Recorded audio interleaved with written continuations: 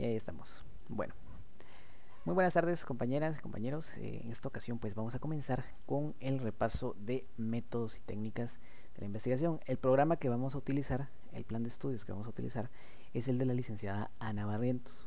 Entonces hay otros planes que se utilizaron durante el semestre, pero distan un poquito de las fórmulas, ¿verdad?, que se van a ver aquí.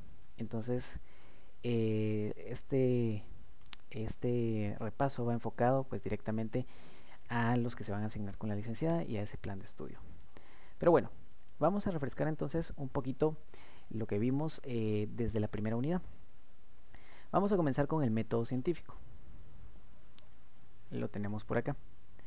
El método científico es ese proceso, ¿no? Ese proceso sistematizado, el cual se utiliza en las ciencias exactas, pero también se puede utilizar en las ciencias sociales. También tiene una aplicación en las ciencias sociales. Entonces, como aquí podemos ver, el método científico se basa en ideas de Aristóteles, pero principalmente fue Francis Bacon el que lo estableció, ¿ya? No se nos vaya a olvidar, este señor, por aquí lo vi, aquí está. Bacon se opone a la concepción aristotélica porque según él no tiene sentido que nos esforcemos para complementarla. Nuestro conocimiento de la naturaleza debe tener fines prácticos, es decir, conocerla para dominarla. Bacon expresa, a la naturaleza se le domina obedeciéndola.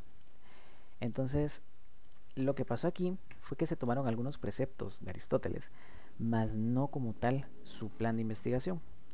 Aristóteles tenía una forma de investigar en la cual se basaba en los hechos, ¿no? Se basaba en las situaciones ocurridas, las ocasiones pasadas y la documentación que quedaba a raíz de esa contemplación de los fenómenos. Entonces Bacon propone un sistema. Francis Bacon propone un sistema para llegar a deducciones mucho más realistas acerca de los fenómenos que acontecen en la realidad, ¿no? Esto trajo como resultado pues algunos avances como la brújula, la pólvora, etcétera, ¿no? Entonces, la idea de Bacon se basa en la inducción, que va de lo particular a lo general, pero también tiene características deductivas, ¿verdad?, que se refiere de lo general a lo particular. Es muy importante que nos aprendamos esto, la inducción y la deducción, porque pueden ser preguntas de examen, ¿ya? Por lo general siempre suelen preguntar esto. La inducción, de lo particular a lo general. La deducción, de lo general a lo particular. Para Bacon, la más importante es la inducción, de lo particular a lo general. Entonces Bacon aislaba un fenómeno en específico y desmembraba ese fenómeno para conocer sus características desde dentro. En eso se basa prácticamente el método científico propuesto por Bacon, ¿no? Bacon también advierte que debemos evitar las posiciones inútiles de los empiristas y los racionalistas.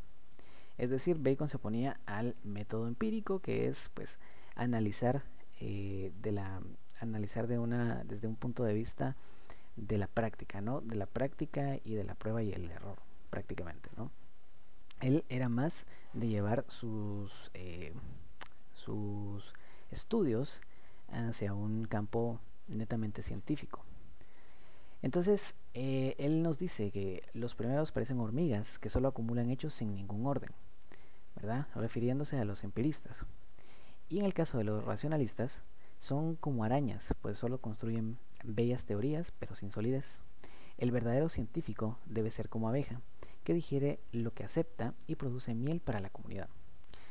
Es prácticamente las ideas, el planteamiento de Francis Bacon, que fue el padre del método científico, ¿verdad? El método apropiado para adquirir conocimiento no puede consistir únicamente en experiencia en sus variantes de observación y experimento. Necesitan de un supuesto o de una hipótesis que los oriente, decía Galileo, antes de experimentar, mente concipio, es decir, me formo una hipótesis. Esta hipótesis es como una pregunta que el científico hace a la naturaleza para que ella la confirme o la desmienta cuando hace el experimento. Los primeros parecen hormigas que solo acumulan hechos sin ningún orden y los segundos arañas. Bueno, esto es la consolidación de las afirmaciones que tenía Francis Bacon contra las posturas aristotélicas y las posturas empiristas, ¿verdad? y la otra postura era la racionalista, que a su vez pues simplemente tenían una manera de investigar los fenómenos de otra forma, con otra percepción. Eso es lo que hay que hablar acerca de Francis Bacon, el padre del método científico. Ahora como tal les voy a mostrar, pues no sé si lo tenemos por acá, el método científico, tal cual, los procedimientos del método científico. Bueno, creo que no guardé esa diapositiva por acá. Vamos a ver. Si no, ahorita la buscamos. Solo para hacer una pequeña remembranza de lo que vimos, ¿verdad? Bueno, si no, simplemente se los puedo mencionar, porque creo que tampoco es necesario que lo veamos a profundidad. Pues el método científico se basa en la observación, en la pregunta, ¿verdad? A raíz de la observación, luego en crear una hipótesis que le dé respuesta a ese fenómeno, a la pregunta, experimentar con esa hipótesis para ver si se da una respuesta favorable o si no, evaluar los resultados de esa experimentación y llegar a una conclusión.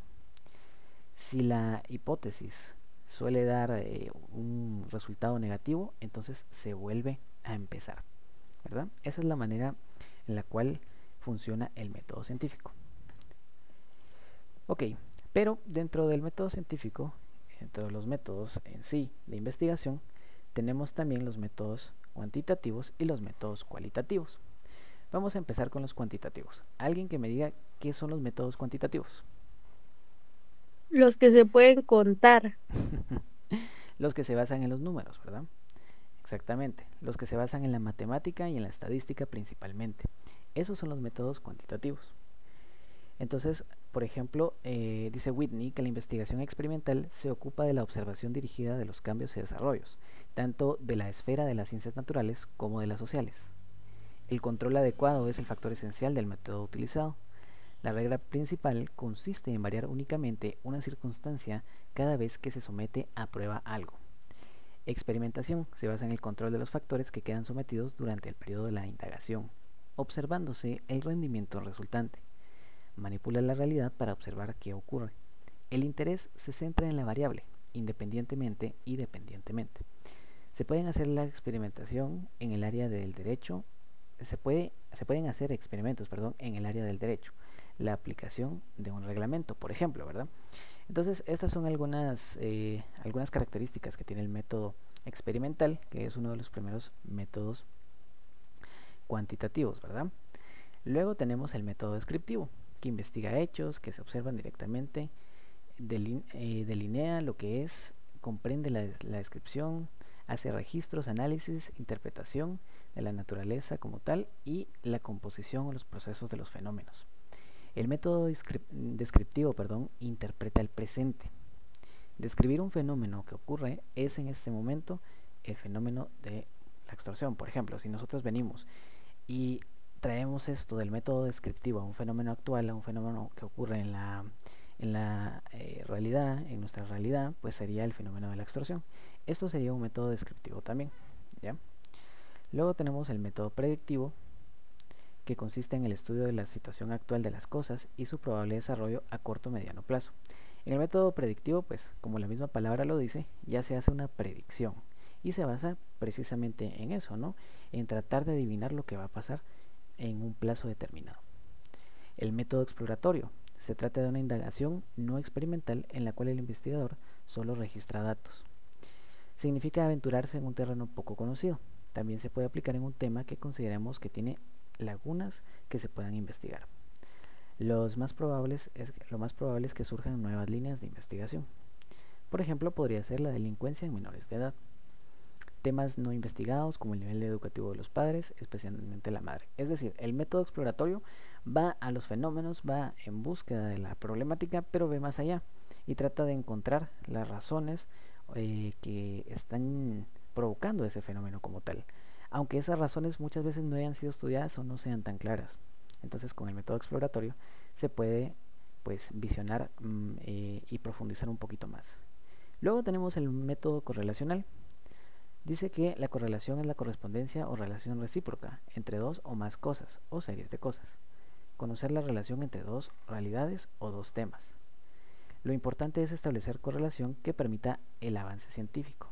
Ejemplo, la correlación entre la desintegración familiar y las maras. Bueno, aquí prácticamente el método de correlación es simplemente comparar dos realidades, dos fenómenos que estén sucediendo, ¿no? Dos conceptos, dos situaciones, dos hechos que tengan algún tipo de similitud o que tengan algún tipo de nexo que los une, ¿no?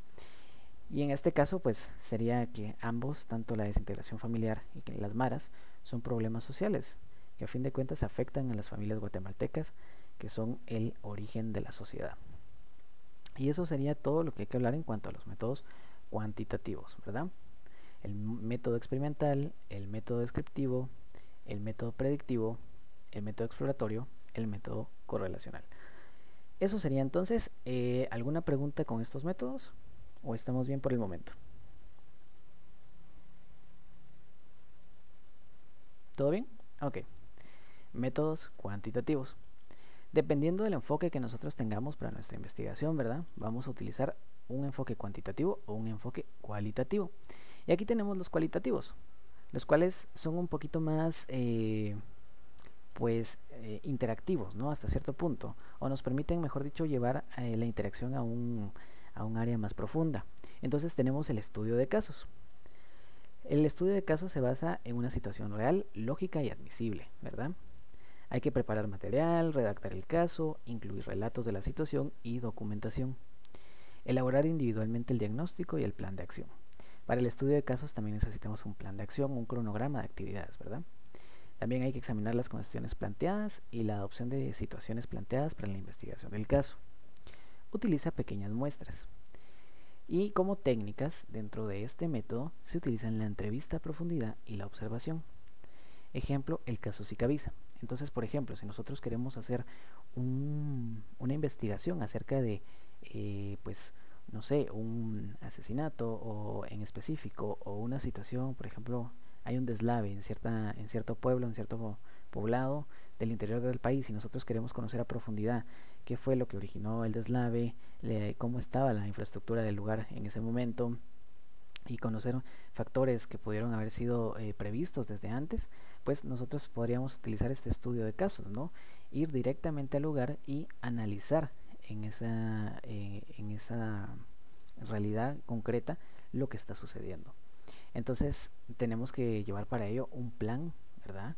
Un plan ya elaborado, un plan de acción que nos va a ser de utilidad. Y por ejemplo podemos utilizar técnicas como la entrevista a profundidad y la observación, ¿verdad? Con los pobladores de esta área. Imaginémonos siempre en el contexto de nuestro ejemplo, ¿no? Luego tenemos la investigación etnográfica. Es el método de investigación cualitativa por excelencia. Se suele nombrar indistintamente paradigma cualitativo y diseño etnográfico. Proviene de la antropología, o sea, es una ciencia social, es un enfoque totalmente social, ¿verdad? El que nos plantea la investigación etnográfica. En esta ciencia incluso se considera como una de las ramas de la disciplina, es decir, sirve muchísimo para la antropología. La antropología, recordemos que es el estudio de las sociedades, el estudio de el funcionamiento, el desarrollo y el desenvolvimiento de las sociedades, ¿no? Humanas. Vaya, eso es la antropología y por lo tanto la investigación etnográfica es de suma importancia para ella. La característica que distingue al estudio etnográfico de otros diseños cualitativos es el hecho de ocuparse de grupos sociales específicos. Buscan descubrir y analizar los significados, creencias y prácticas evidenciadas en la comunidad concreta. Es decir, se va directamente a ciertos grupos, ¿no? Como su mismo nombre lo dice, podría basarse la investigación en una etnia en específico, por ejemplo la etnia maya, por ejemplo la etnia garífuna, y se va directamente ahí a hacer una investigación, un enfoque más específico acerca de ellos. Es una investigación que absorbe mucho tiempo, ya que el investigador se sumerge en el mundo cotidiano que estudia. Utiliza la triangulación para dar validación a la información, de métodos, de informantes y de momentos. Estudio de las comunidades indígenas, por ejemplo, sería un ejemplo, ¿no? Yo les ponía el ejemplo también de una comunidad garífuna que perfectamente podría ser también una investigación etnográfica. Entonces, aquí nos habla de la triangulación de métodos. La triangulación de métodos consiste en contrastar los datos obtenidos a través de los diferentes procedimientos. O sea, prácticamente comparar datos, ¿no? Comparar datos que se obtuvieron ya sea en encuestas, datos que se obtuvieron en cuestionarios, datos que se obtuvieron por la observación, por ejemplo, ¿no? En eso prácticamente consiste la triangulación de métodos. Es decir, validar nuestra investigación con distintos métodos, haciendo distintos métodos para corroborar que al final las respuestas sean similares o sean uniformes, ¿verdad? Y que por lo tanto nuestra investigación tenga coherencia. Eso es la triangulación de métodos. Luego tenemos la investigación de acción, que dice que realiza un proceso sistemático de investigación con el objetivo de conocer la realidad a profundidad para cambiar algún aspecto que necesita ser mejorado. Esta directamente es ir a hacer algo, ¿no? Hacer una labor social. Es, bueno, vamos a conocer la problemática, la vamos a estudiar, pero también les vamos a dar una solución. Podría ser, por ejemplo, ir a una escuela que no tiene escritorios y pues elaborar algún plan de acción para diseñar o para llevarles escritorios nuevos, ¿no? O para que los mismos jóvenes, en caso de que sea pues una escuela secundaria o una escuela ya de mayor nivel académico, pues puedan generar o puedan crear sus propios escritorios, y ya mediante ese procedimiento ya se estaría llevando a cabo esa investigación-acción, porque también trae como consecuencia una mejora, ¿verdad?, en uno de los aspectos que tiene deficiencia el fenómeno. Luego tenemos la metodología dialéctica. La dialéctica pues significa el diálogo, ¿no?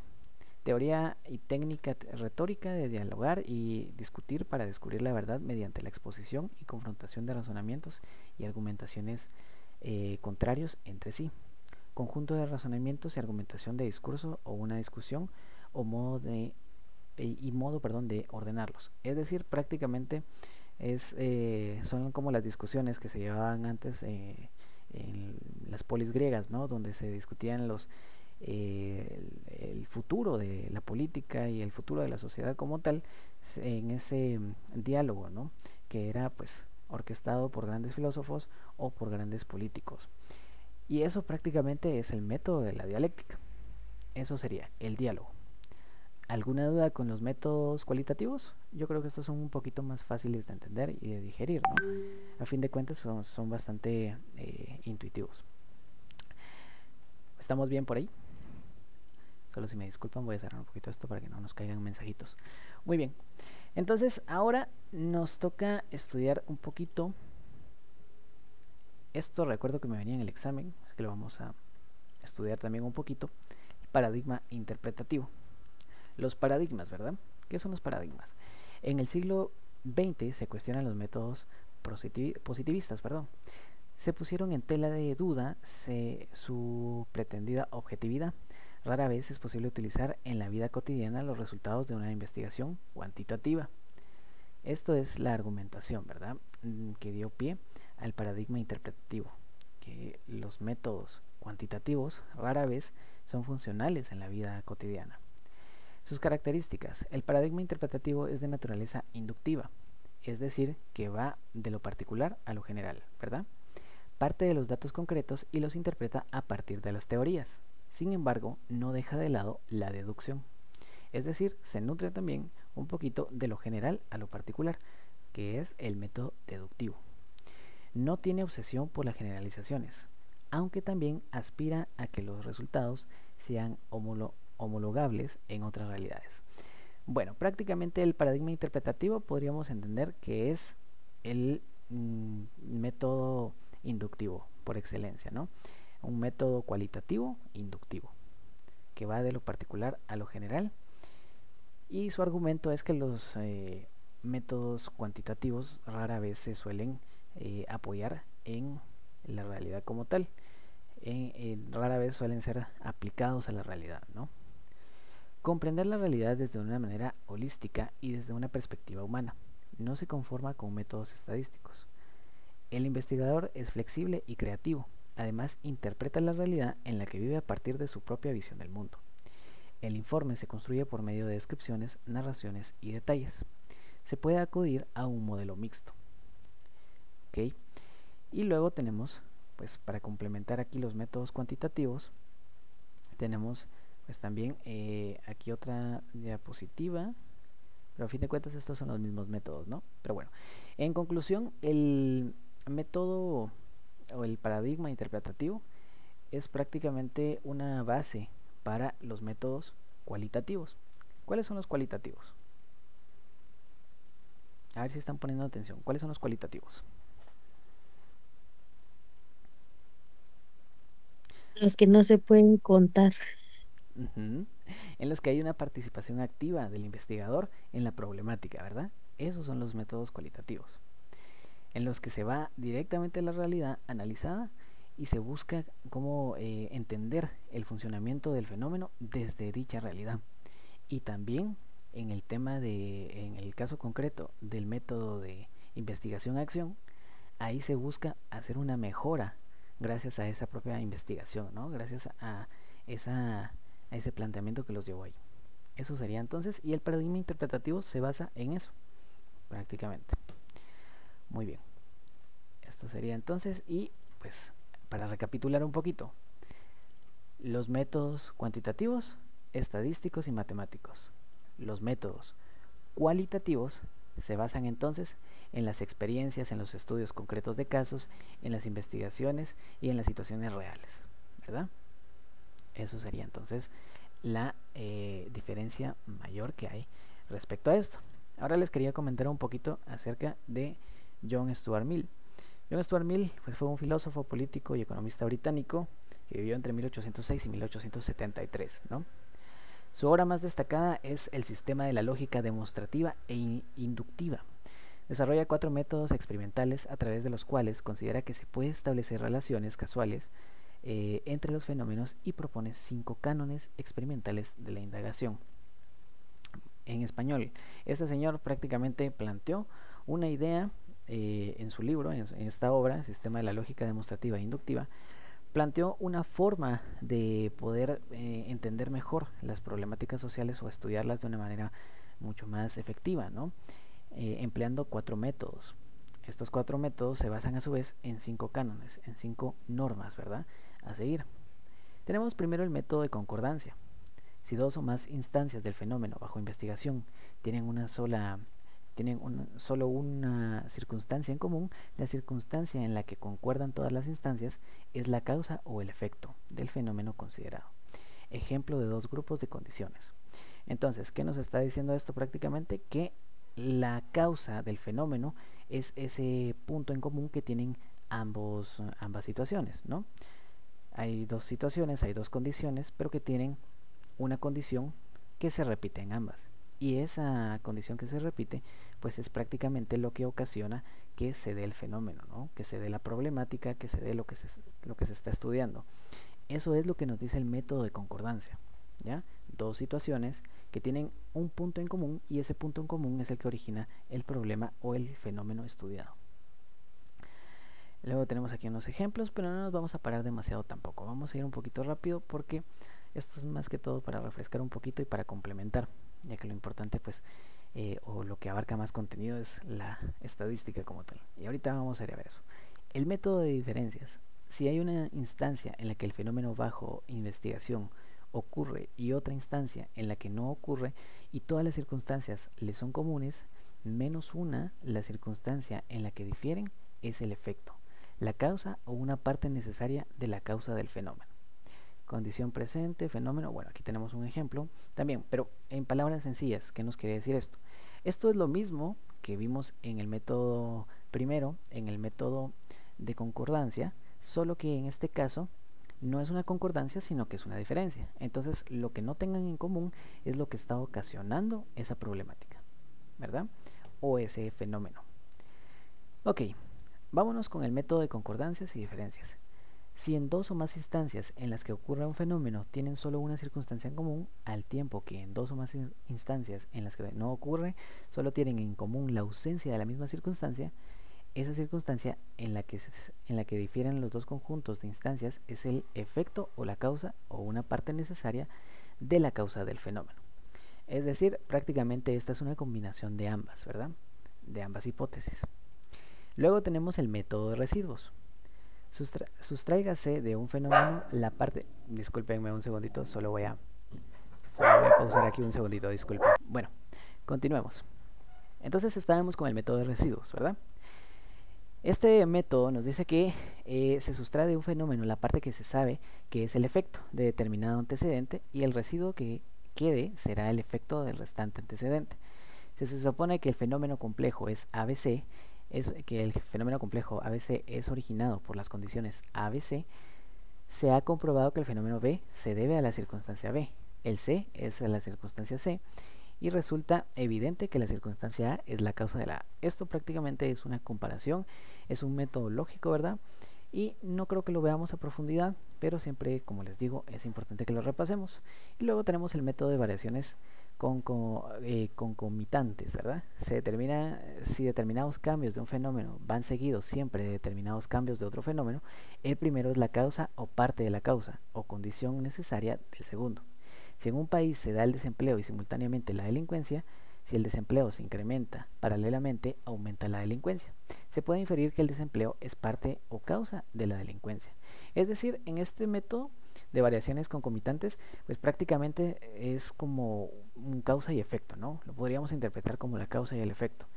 Que se origina un problema, ese problema origina otro y así sucesivamente, o es parte de otro problema mayor.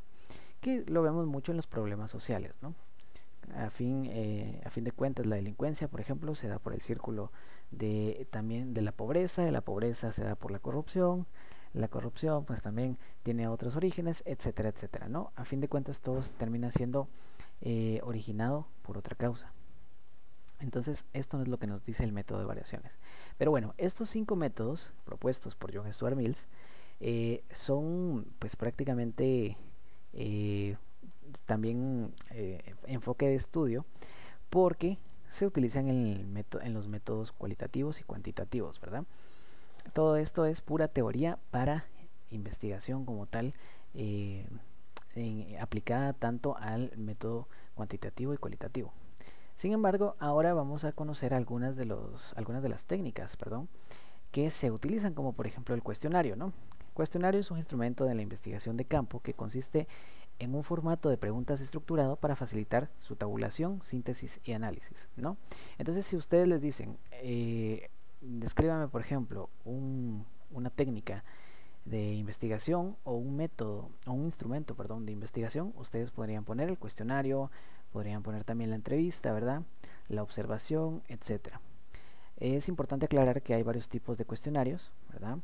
Hay cuestionarios que son con preguntas cerradas, otros con pues una dinámica dicotómica, ¿verdad? En la que pues se pone planteamientos de sí y no. Luego pues también tenemos la elección múltiple y hay pues muchas maneras de poder armar un cuestionario, muchas formas de armar los cuestionarios. Luego tenemos la escala de Likert, ¿verdad? Que consiste en un conjunto de ítems presentados en forma de afirmaciones o juicios, ante los cuales se pide la reacción de los participantes. Se presenta cada afirmación y se solicita al sujeto que externe su reacción eligiendo una de las categorías. Por ejemplo, esto lo vemos muy común en las encuestas de satisfacción, por ejemplo, ¿verdad? ¿Está usted de acuerdo que se aplique la pena de muerte? Nos ponen este ejemplo y aquí pues tenemos distintas opciones que dependiendo de nuestro grado de aceptación vamos a ir colocando, ¿no? Entonces, totalmente en desacuerdo, ni de acuerdo, ni en desacuerdo, de acuerdo y totalmente de acuerdo. Prácticamente es una escala que mide qué tanto interés o qué tanto involucramiento tenemos en un tema en específico, ¿no? O cuál es nuestra opinión acerca de un tema en específico, dependiendo de estos niveles. Eso es la escala de Likert. También, por si les viene en el examen, recuérdense, ¿verdad?, que es un sistema que se utiliza en los cuestionarios y que consiste en un conjunto de ítems, ¿verdad?, presentados en forma de afirmaciones o juicios, en los cuales se solicita la opinión directa del entrevistado. Y bueno, eso sería prácticamente. Vamos a ir adelantando un poquito. Pues esto es bastante lógico, ¿no? Luego tenemos, antes de ver la muestra, quisiera ya pasar con la observación. La observación es otro de los métodos, bueno, de las técnicas, que se utilizan dentro de los métodos de investigación. Tenemos la observación, entonces, que la observación es mirar, ¿verdad?, con atención a nuestro alrededor. al alrededor que estamos investigando. En esa realidad concreta donde estamos investigando, observar sin la necesidad de meternos, de involucrarnos como tal. Por ejemplo, si nosotros vamos a una comunidad del Amazonas y queremos hacer una investigación, pero únicamente tenemos de técnicas la observación, pues bastaría entonces con llegar y plantarse ahí a observar cómo es el funcionamiento de la vida cotidiana en esa aldea, ¿no? Eso prácticamente es la observación, es no interferir, a diferencia del cuestionario o de otras formas, ¿verdad? De investigación donde pues sí se interfiere directamente. Entonces pues prácticamente estos son algunos recursos que se utilizan como fichas, grabaciones, fotografías, récords anecdóticos, etcétera, ¿verdad? Prácticamente son eh, aportaciones empleadas en la observación para poder construir los datos al final de la investigación. Y ahora sí, vamos con el tema de la muestra. Este tema sí es bastante importante y es de suma importancia que entendamos, ¿verdad?, qué es la muestra. ¿Alguno de ustedes se acuerda qué es la muestra? Para empezar.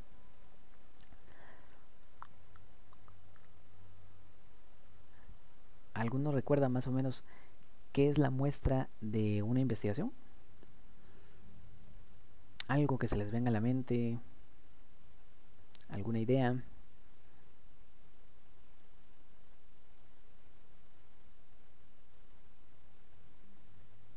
¿No? Hoy andan un poquito tímidos. Perdón, Carlitos, Sí, dime. la muestra es lo del muestreo. Exactamente, exactamente. Sí, así es.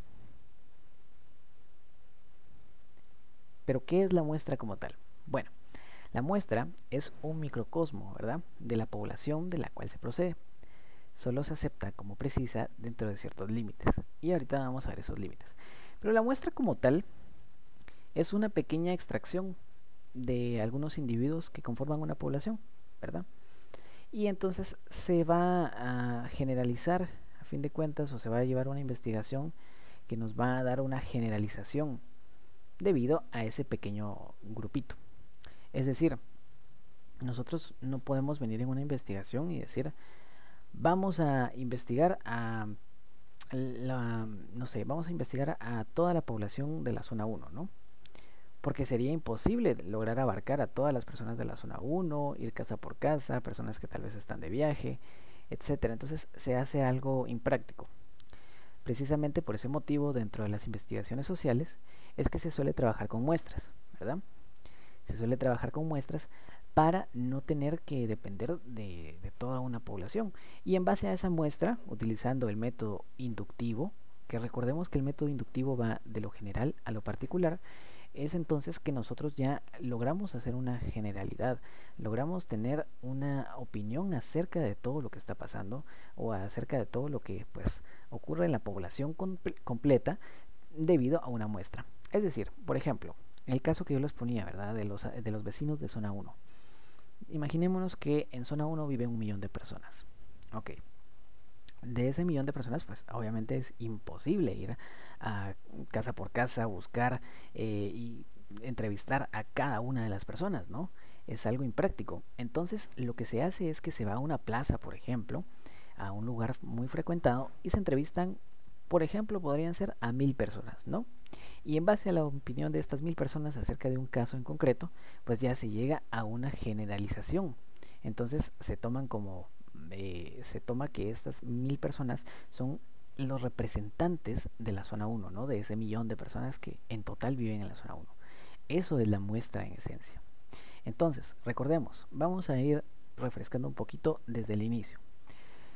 Los métodos que vimos anteriormente se basan en el método científico, ¿verdad?, principalmente.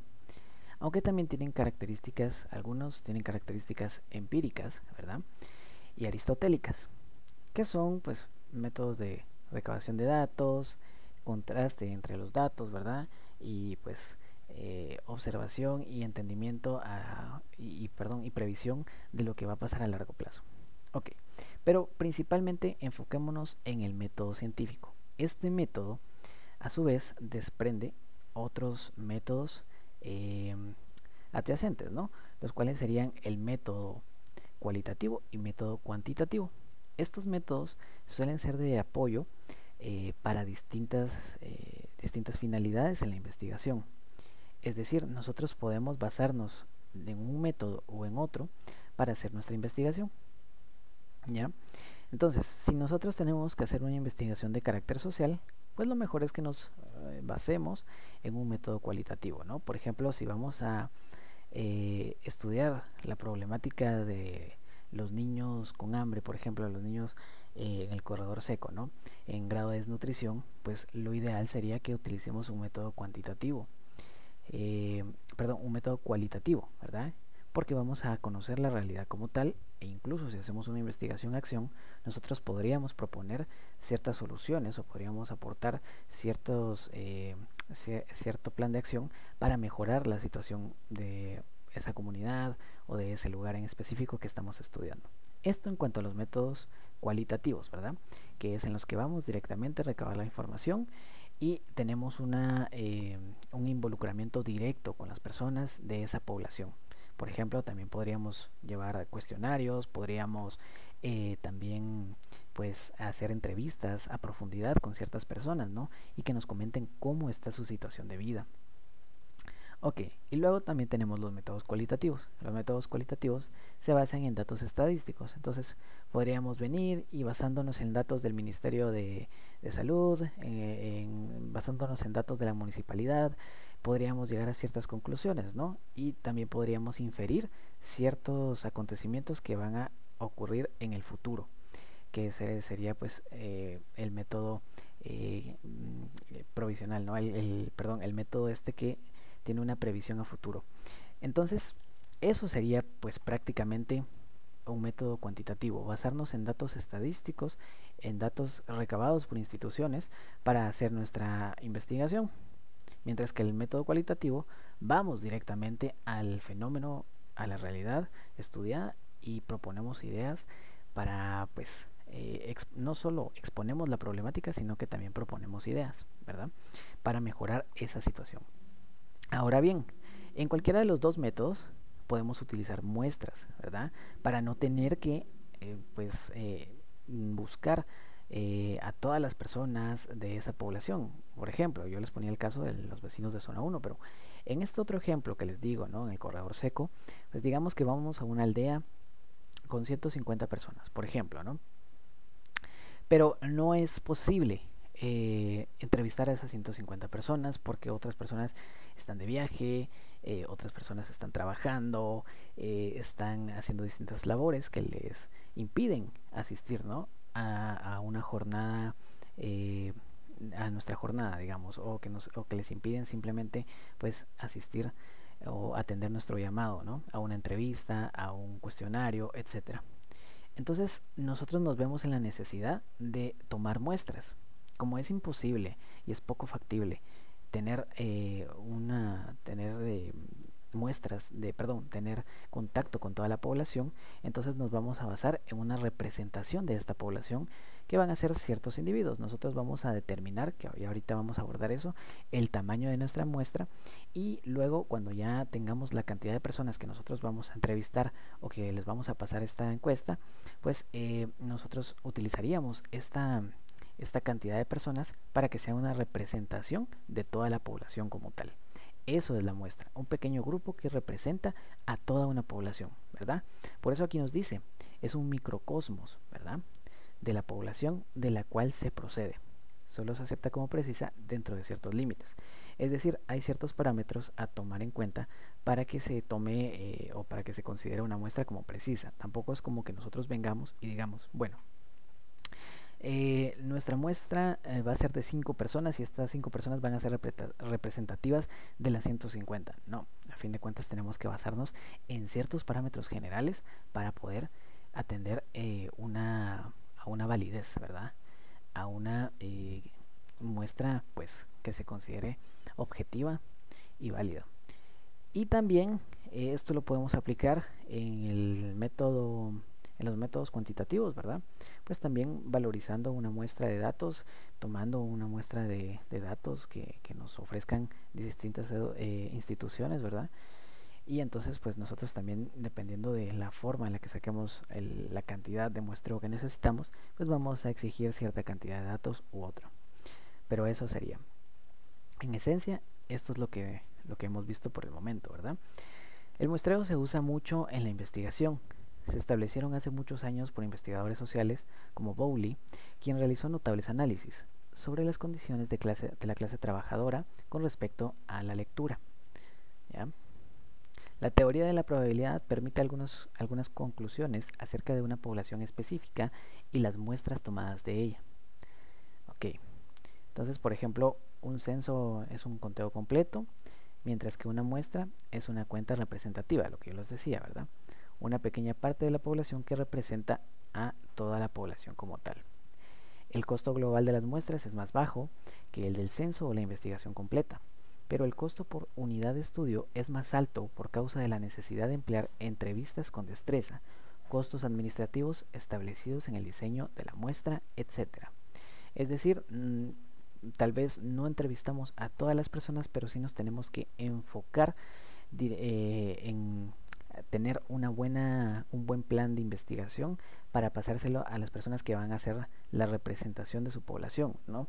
Porque a fin de cuentas, como no podemos tener un dato preciso, tenemos que tener un plan de investigación lo mejor estructurado para que estas pocas personas nos den una información clara y certera acerca de la problemática. Y pues ahorra tiempo y dinero, ¿verdad? Y pues suele ser más exacta también. Dependiendo, perdón, la problemática, ¿verdad?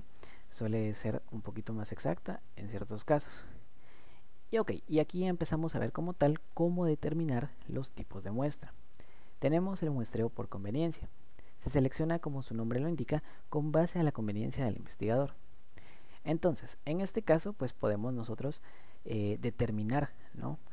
Según nuestro presupuesto, según las personas que tenemos en el equipo de investigación, la cantidad de integrantes que tenemos, según las condiciones en las que viven estos integrantes o en las que o el equipo, según las condiciones que tengamos disponibles para hacer la investigación como tal, en general podemos nosotros determinar cierta cantidad de muestreo, ¿no? Entonces, pues por ejemplo, si nosotros vamos a una aldea, a esta aldea, ¿no?, de 150 personas, pues por conveniencia nosotros podríamos decir que podemos estar únicamente 2 días, ¿no? Y en esos 2 días, más o menos, vamos a poder encuestar a unas 50 personas. Entonces, esa es nuestra estimación. 25 el primer día y 25 el segundo día. Entonces, eso, según la estimación de recursos, según la estimación de nuestro propio tiempo, de nuestro presupuesto y de los integrantes del equipo, vamos entonces nosotros a determinar el muestreo, la cantidad de muestras, ¿verdad?, que vamos a necesitar dentro del muestreo. Entonces, eso sería, en este caso, por conveniencia. No sé si ustedes se recordarán el trabajo que realizamos para el segundo parcial, que pues nos mandaron a hacer una investigación social, ¿verdad?, acerca de algún fenómeno, de alguna problemática social. Entonces, pues a fin de cuentas, nosotros con mi grupo decidimos optar por esta forma de la muestra, ¿verdad?, de obtener el muestreo, una muestra por conveniencia. Determinamos que fuera así porque era mucho más cómodo para nosotros, ¿verdad? Y entonces nosotros lo que hicimos fue recolectar una muestra de cada zona de la ciudad de Guatemala, para ya al final juntar esas muestras y hacerlas representativas a toda la ciudad capitalina, ¿no? A toda el área capitalina, perdón. Entonces, a fin de cuentas, en eso se basa el muestreo por conveniencia, en determinar según nuestro equipo cómo podemos obtener un resultado o una muestra más favorable, dependiendo pues de nuestras necesidades también, ¿verdad?, y nuestras condiciones. Entonces, este es un ejemplo. Por ejemplo, podríamos solicitar la opinión de personas que transitan en un centro comercial. Esa sería una forma de obtener la muestra. En nuestro caso en concreto, nosotros fuimos a ciertas plazas o lugares públicos y también obtuvimos la información mediante la técnica del cuestionario, ¿verdad? Eso fue lo que utilizamos nosotros. También hicimos algunas entrevistas, ¿verdad?, hicimos algunas entrevistas a ciertos profesionales. Nuestro tema era el desempleo en Guatemala, entonces acudimos a ciertos profesionales y utilizamos estos dos métodos. Y al final hicimos una triangulación de métodos, ¿verdad? En la cual pues comparamos las respuestas de los profesionales con las respuestas del público en general.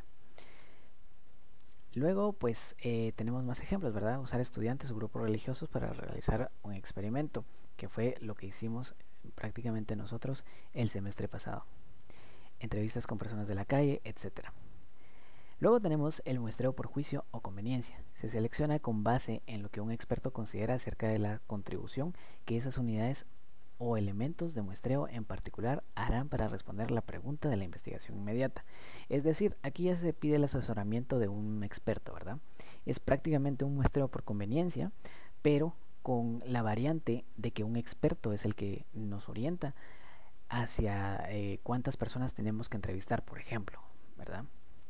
Hacia el tamaño de la muestra. También podemos armar un marco muestral, ¿verdad? Es una lista de todas las unidades de muestreo disponible para su selección en una etapa del proceso de muestreo. Ejemplos: lista de alumnos, lista de votantes inscritos, un directorio telefónico, una lista de empleados, un mapa, etc. Entonces, a fin de cuentas, cuando nosotros tenemos un marco muestral, cuando nosotros tenemos una lista como tal, una lista de una información precisa, ¿no?, acerca de cada uno de los integrantes de cierta población, pues entonces es más fácil para nosotros poder determinar en esa población cuántas personas necesitamos para nuestra muestra, ¿verdad? Mediante la elaboración de un marco muestral. Pero esto solo se utiliza, ¿verdad?, cuando hay una lista. Cuando no tenemos una lista, entonces acudimos a la conveniencia, ¿verdad?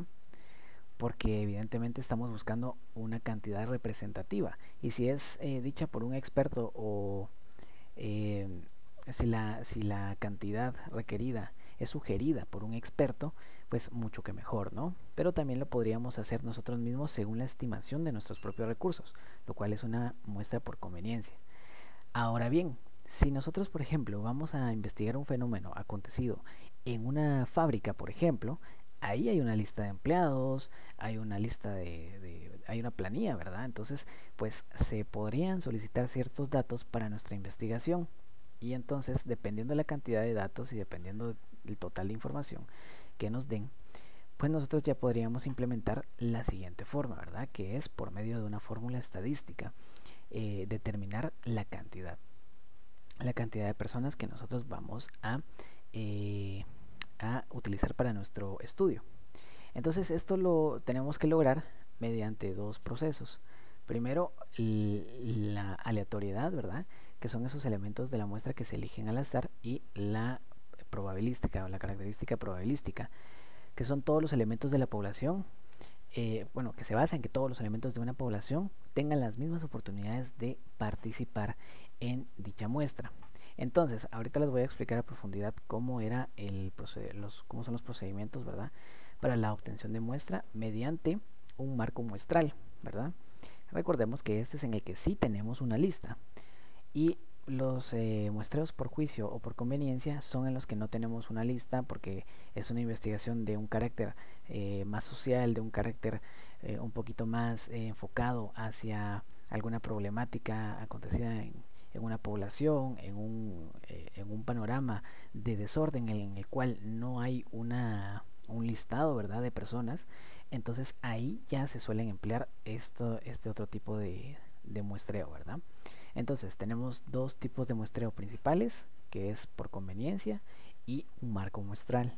Por conveniencia también tiene esta variación, que es cuando le sugiere un experto, y en el marco muestral pues ya tenemos que solicitarle los datos a una empresa y determinar mediante una fórmula estadística, una fórmula matemática, tenemos que determinar el muestreo, aludiendo a estas dos características, ¿verdad?, a la aleatoriedad y a la probabilística. La aleatoriedad, repito, es que pues los datos sean recogidos al azar, o sea que no tengamos preferencias con ciertos sectores a la hora de hacer la muestra.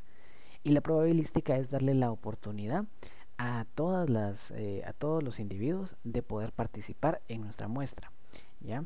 Entonces, que todos los que estén en esa lista estén en igual de condiciones para poder ser parte de nuestro estudio. A eso se refiere prácticamente. Voy a ver si tengo la muestra por acá, tengo la obtención de la muestra. Si no, ahorita se las busco. Bueno, esta sería la forma, ¿verdad? Aquí está. Esta sería la forma de obtener el tamaño de la muestra por medio de métodos matemáticos, ¿verdad? Lo que estábamos hablando. Ojo, esto solo se utiliza cuando nosotros tenemos un marco muestral, cuando nosotros tenemos esa facilidad de pedir algún tipo de listado de toda la población que va a ser el objeto de estudio, ¿no? Entonces nosotros vamos a pues necesitar determinar a quiénes de esa población, por ejemplo, yo les decía, ¿no? El caso de una industria, de una fábrica de algún tipo, en la cual pues nosotros vamos a llevar a cabo un estudio, pues nosotros ahí podemos solicitar ese listado, pero eso no quiere decir que nosotros vamos a ir a entrevistar a todos los trabajadores.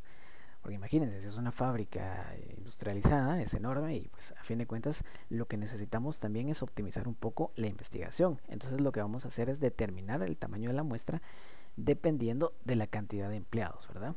Y eso lo vamos a hacer con la siguiente fórmula. Entonces, pues aquí tenemos esto, ¿no? Factores, el nivel de confianza del 95% que se expresa en el término Z. Por lo general suele ser 1.96. Este es un factor preestablecido, ¿verdad? Este es un factor que se suele ya dar a los investigadores, en el cual pues alrededor de ese 95% tienen que trabajar, ¿verdad? Entonces se expresa dentro de la fórmula como 1.96.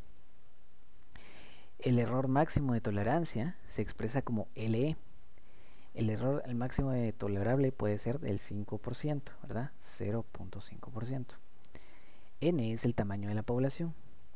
Una población homogénea siempre requerirá de pocas unidades de observación para caracterizarla. Y una fórmula muy utilizada es determinar N. Muy bien. Entonces, ahora bien, esta es la fórmula como tal. Yo se las voy a ejemplificar ahorita en una calculadora virtual, ¿verdad? Para que la entendamos de mejor manera. No sé si ustedes se recuerdan de esta fórmula cuando la sacamos, que pues lo primero era buscar los datos, ¿verdad? Necesitamos ir a nuestros datos, que por lo general nos los tienen que dar en el examen. Ahora bien, si no nos dan estos datos en el examen, entonces los datos van a ser estos que se están viendo en pantalla. Siempre van a ser estos. Yo les sugiero que los apunten, que les tomen una captura, ¿verdad? Aunque igual yo les voy a compartir todo el material, no se preocupen. Pero estos son los datos generales, ¿verdad? Sobre los cuales se tiene que basar entonces nuestra fórmula. Ok, entonces a la hora de nosotros pasar esto, transmitir estos datos a la calculadora científica, ¿verdad? Nos quedaría de esta manera.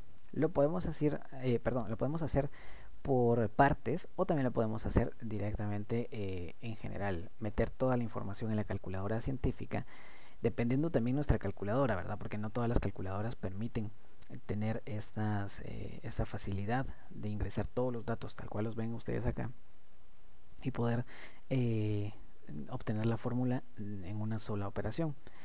Si no podemos hacer eso, pues tendríamos que ir utilizando esta manera, ¿verdad? Primero enfocarnos en estos datos de acá arriba, luego enfocarnos en estos datos, ¿verdad? Siempre en los paréntesis. Una vez que obtenemos esos datos, pues simplificar acá, ponerlos de alguna manera simplificada en otra fórmula abajo y ya luego proceder con los datos que nos dé esa fórmula y luego obtener los datos, ¿verdad? Yo no sé si ustedes tienen su calculadora por ahí a la mano, sería bueno que la tuvieran. Y así vamos ingresando los datos de una vez, les voy mostrando cómo se hace. Ustedes me comentan si tienen por ahí sus calculadoras. Sí, Carlitos, yo ahorita voy a traer la mía en un momentito, gracias, muy amable. Ah, vaya, perfecto. Perfecto, está bien. Entonces, si gustan, pues yo me voy a ir metiendo a Google y acá está la calculadora que yo utilizo es una calculadora en línea, ¿verdad? Que por motivos de facilidades para la presentación pues me queda mejor, pero yo necesito que ustedes también lo vayan practicando en su calculadora. Entonces, bueno, aquí lo que vamos a hacer es empezar a poner la fórmula tal cual. Primero nos dice que la fórmula es n, o bueno, la fórmula inicia con n, ¿verdad? N mayúscula, porque en total el tamaño de la muestra se representa con n minúscula, perdón, disculpen, con n minúscula, pero empieza la fórmula con n mayúscula. N mayúscula es el total de la población. Entonces nosotros tendríamos que venir a nuestra calculadora, ¿verdad? Y poner así, en este caso, ¿verdad? 5000. Luego, ¿qué nos dice la fórmula? La fórmula nos dice z, ¿verdad? Z, que es 1.96. Entonces aquí ponemos punto y 1.96, ¿verdad? Ahora nos dice que ese 1.96 es a la 2, ¿verdad? A la segunda potencia. Entonces sería de esta manera. Luego nos pide P. P, aquí tenemos el dato, ¿verdad? Sería 0.5. Entonces ponemos punto y 0.5. Aquí incluso podríamos cambiarlo por, ahí está, la multiplicación. Y aquí también lo voy a cambiar por esto, que esta calculadora en específico lo reconoce de manera distinta. Ahí está. Muy bien. Ahora necesitamos abrir paréntesis, ¿verdad? Abrimos paréntesis y ponemos 1 menos. Esto es algo que ya trae la fórmula como tal. Es un valor que no va a variar. Es de la fórmula. Y volvemos a poner P, ¿verdad? Que como habíamos dicho es 0.5. Cerramos paréntesis. Ok. Ahora, en este caso, pues yo puedo venir y dividirlo así y automáticamente me pone la línea de división, me hace la fracción. En su caso, si ustedes están trabajando con calculadoras Casio, lo recomendable es que le den bueno, que ubiquen primero en su calculadora un botoncito que tiene como dos cuadritos, ¿no? Que son el símbolo de fracción, más o menos similar a esto de acá, pero con dos cuadritos. No sé si sus calculadoras lo tienen. Si lo tienen, va a ser mucho más fácil, ¿verdad? Va a ser mucho más fácil proceder con su calculadora, porque ya les da la facilidad de hacer este procedimiento de un solo, meter todos los datos de un solo y sacar en una sola operación el tamaño de la muestra. Si tienen otro tipo de calculadoras que son que no tienen esta facilidad de la fracción, sino que se representa ese botoncito con un ABC, con la letra ABC, me parece, entonces pues ahí tendrían que hacer un procedimiento aparte, tendrían que llevar el procedimiento que yo les mostraba, ¿verdad? Acá, hacerlo por partes. Primero hacerlo de arriba, lo de los paréntesis, ¿verdad? Y ya luego, según esos resultados, pues irlos bajando esos resultados poco a poco para determinar el valor. Pero bueno, luego tal vez les grabo un videito de cómo hacerlo con este otro tipo de calculadoras, pero para efectos del repaso lo vamos a hacer con esta calculadora, ¿verdad? Muy bien, entonces vamos a continuar con la fórmula.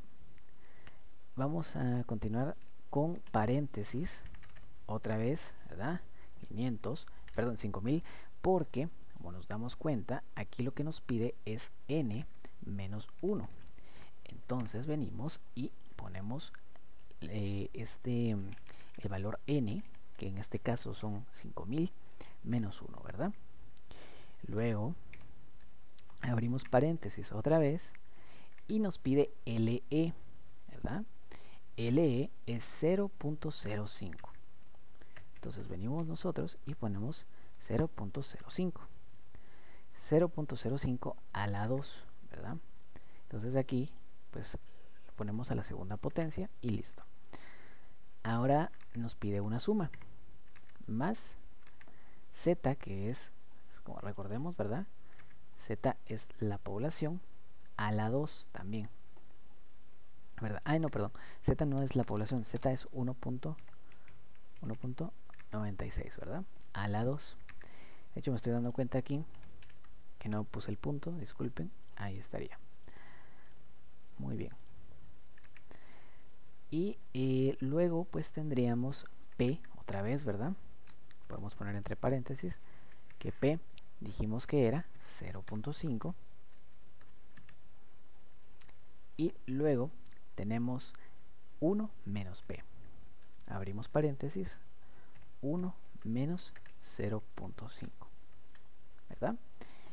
Y entonces, como ustedes se pueden dar cuenta, ya tenemos por acá el resultado. Aunque a mí me varió un poquito, tal vez puse un punto donde no iba, pero ahorita lo vamos a checar. Pero en esencia es el mismo resultado, solo me varió por un puntito. No sé si ustedes hicieron el ejercicio, ¿cómo les quedó a ustedes? ¿Sí les dio sí les dio el resultado que es? Mientras yo voy revisando aquí la fórmula para ver dónde está mi error. Número 0.5, 0.5.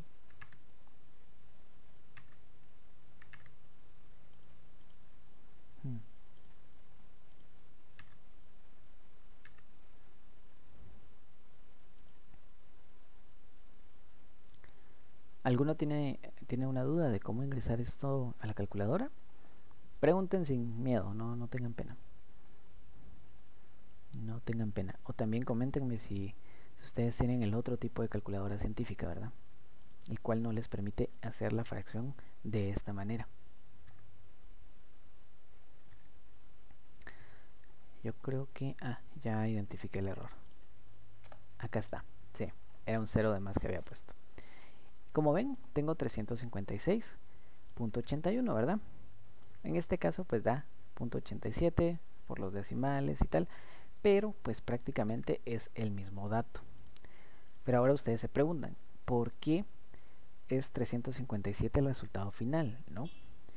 El resultado de la muestra. Es 357 porque se aproxima, se suele aproximar.